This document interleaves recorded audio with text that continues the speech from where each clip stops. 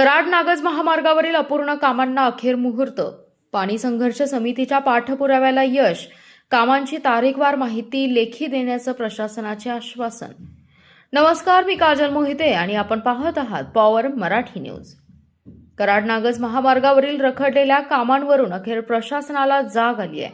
महामार्गावरील अपूर्ण कामे तातडीने मार्गी लावण्याच्या सूचना प्रांताधिकारी रणजित भोसले यांनी महामार्ग विभागाच्या अधिकाऱ्यांना दिल्या. पाणी संघर्ष समितीच्या सातत्यपूर्ण पाठपुराव्यामुळे हा प्रश्न आता निर्णायक टप्प्यांवर पोहोचलाय.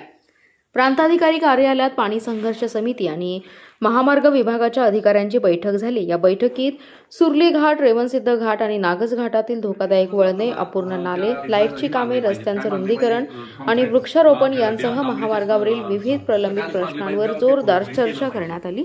महामार्गावरील धोकादायक वळणांमुळे वाहतूक कोंडी तसेच अपघाताचा धोका वाढत असल्याचा मुद्दा पाणी संघर्ष समितीचे DS देशमुख यांनी बैठकीत उपस्थित केला. सुर्ली घाट, रेवणसिद्ध घाट आणि नागज घाट परिसरातील धोकादायक वळणे काढून रस्त्याचे रुंदीकरण करावे अशी ठाम मागणी त्यांनी केली आहे. कडेगाव शहरातील महामार्गालगतची अपूर्ण नाल्यांची कामे तातडीने सुरू करावीत तसेच कराड विटा महामार्गाच्या दुतर्फा मोठ्या प्रमाणात वृक्षारोपण करावे अशी मागणीही करण्यात आली. महामार्ग विभागाचे प्रभारी उपअभियंता प्रवीण मोरे आणि कनिष्ठ अभियंता सचिन भूतल यांनी रेणावी, सुलतान गादे आणि नागज घाटातील 10 किलोमीटर नवीन रस्त्याच्या रुंदीकरणाचं काम मंजूर असल्याची माहिती दिली. तसेच सामाजिक वनीकरण विभागाच्या माध्यमातून कराड विटा महामार्गाच्या दुतर्फा वृक्षारोपणाचं नियोजन करण्याबाबत ही बैठकीत चर्चा झाली.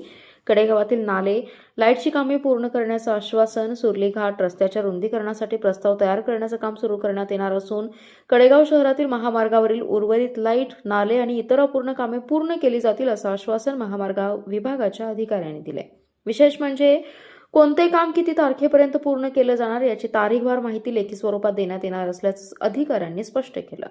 दरम्यान केवळ आश्वासन देऊन प्रश्न सुटणार नाही असा स्पष्ट इशारा पाणी संघर्ष समितीने दिलाय. लेखी आश्वासन मिळालं नाही किंवा प्रत्यक्ष कामांना सुरुवात झाली नाही तर 9 सप्टेंबर रोजी येवलेवाडी टोलनाका परिसरात महामार्गावर झोपून आंदोलन करण्यात येईल असा इशारा समितीचे अध्यक्ष DS देशमुख यांनी दिलाय. त्यामुळे आता प्रशासनाने दिलेली आश्वासने प्रत्यक्षात कितपत उतरतात याकडे नागरिकांचं लक्ष लागलंय.